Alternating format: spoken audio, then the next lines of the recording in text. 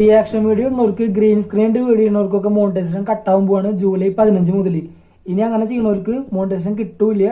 ഇതുവരെ ചെയ്തവരുടെ മോണിറ്റൈസേഷൻ കട്ടായി പോകും. അങ്ങനെ കുറെ ന്യൂസൊക്കെ വരുന്നുണ്ടായിരുന്നു, കുറെ പേരൊക്കെ പേടിച്ചിരിക്കുന്നുണ്ടായിരുന്നു. പക്ഷെ നിങ്ങൾ ഈ കാര്യങ്ങളൊക്കെ ശ്രദ്ധിച്ചു കഴിഞ്ഞാൽ നിങ്ങളുടെ ചാനലിൽ മോണിറ്റൈസേഷൻ കട്ടാവാനൊക്കെ നോക്കാൻ പറ്റും. അപ്പോൾ ഈ വീഡിയോ ഫുള്ളായിട്ട് കാണാണ്ട.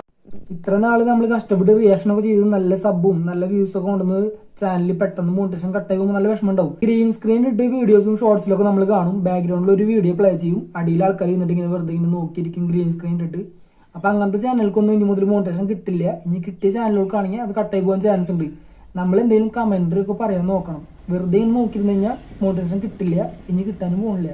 അപ്പോൾ ഉള്ളതും കൂടി കട്ടായി പോകും. അപ്പോൾ ഈ വീഡിയോസ് ഒക്കെ നിങ്ങളുടെ ചാനലുണ്ടെങ്കിൽ ഒന്ന് ഡിലീറ്റ് ചെയ്ത് കളഞ്ഞ് ചാനലൊക്കെ ഒന്ന് ക്ലിയർ ആക്കി വെക്കുക. റിയാക്ഷൻ വീഡിയോ ചെയ്യുമ്പോൾ ബാക്ക്ഗ്രൗണ്ടിൽ ആ വീഡിയോ ഫുള്ളായിട്ട് കടിക്കും സ്ക്രീനിൽ. പിന്നെ ഏതെങ്കിലും ഒരു മൂലയ്ക്ക് നമ്മുടെ മുഖം ചെറുതായിട്ടൊരു കഷ്ണം പോലെ വെക്കും. അങ്ങനെ ചെയ്യുന്നവർക്ക് ഇനി മുതൽ നല്ല പണി കിട്ടും കേട്ടോ.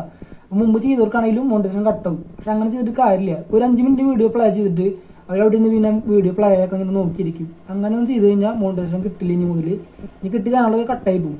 അപ്പോൾ നമ്മൾ 5 മിനിറ്റ് വീഡിയോ കട്ട് ചെയ്ത് ചെറിയ പ്രശ്നങ്ങളാക്കണം. ഒരു 20 സെക്കൻഡ് 30 സെക്കൻഡ് കഴിഞ്ഞ് കഴിഞ്ഞാൽ നമ്മൾ അതിന് കമൻറ്ററി പറയണം, നമ്മുടെ അഭിപ്രായം പറയണം. അങ്ങനെ പറഞ്ഞാലാണ് ഇനി മുതൽ മോണിറ്റൈസേഷൻ കിട്ടുള്ളൂ റിയാക്ഷൻ വീഡിയോസിന്. അപ്പോൾ ഈ കാര്യങ്ങളൊക്കെ നിങ്ങൾ നോക്കുക. പിന്നെ ഷോർട്സ് ഒക്കെ ഇടുമ്പോൾ അടിയിൽ നമ്മുടെ മുഖം, മുകളിൽ വേറെ മുഖം ഇടും. എന്നിട്ട് നമ്മൾ അതിൽ വേറെ വീഡിയോ പ്ലേ ചെയ്യും. നമ്മൾ അടിയിൽ എന്തെങ്കിലും കമൻറ്ററി പറയണം.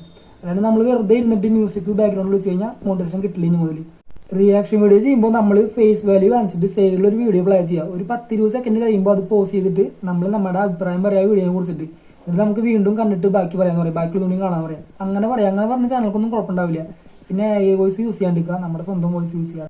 പിന്നെ നമ്മളൊരു വീഡിയോ ഫുള്ളായിട്ട് ഒരു 5 മിനിറ്റ് 10 മിനിറ്റ് ഫുള്ളായിട്ട് വേറെ ആൾക്കാർ ഇങ്ങനെ പ്ലേ ചെയ്തുകൊണ്ട് നിൽക്കുമ്പോൾ ഒന്നും മിണ്ടാണ്ട് നിൽക്കുമ്പോൾ നമുക്ക് കോപ്പിറൈറ്റ് സ്ട്രൈക്ക് വരാനും ചാൻസ് ഉണ്ട്. മോണിറ്റൈസേഷൻ മാത്രമല്ല, അങ്ങനെ സ്ട്രൈക്ക് കിട്ടുകയാണെങ്കിൽ മോണിറ്റൈസേഷൻ കിട്ടില്ല. ഒരു 3 മാസം നമ്മൾ വെക്കേണ്ടി വരും. പിന്നെ അവരോടൊക്കെ അപ്പീൽ ചെയ്ത് അതൊക്കെ റീബാക്ക് ചെയ്യണം അവർ, എന്നിട്ട് ചെയ്യാൻ പറ്റുള്ളൂ.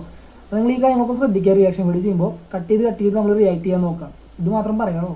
ഇപ്പോൾ കുറേ പേർക്കൊക്കെ സന്തോഷം ഉണ്ടാവും റിയാക്ഷൻ വീഡിയോ ചെയ്യുന്നവർക്കൊന്നും യൂട്യൂബിൽ നിന്ന് പൈസ കിട്ടില്ലെന്ന് കേൾക്കുമ്പോൾ. അങ്ങനെ അവരുടെ സന്തോഷം നമ്മൾ നോക്കണ്ട.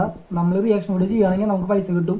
ഈ കാര്യങ്ങൾ ശ്രദ്ധിച്ചു കഴിഞ്ഞാൽ അപ്പോൾ നിങ്ങൾ ഇതുപോലത്തെ കാര്യങ്ങളൊക്കെ ചെയ്ത് നോക്കിയിട്ട് വീഡിയോസ് ഇറക്കാൻ നോക്കാം മാക്സിമം.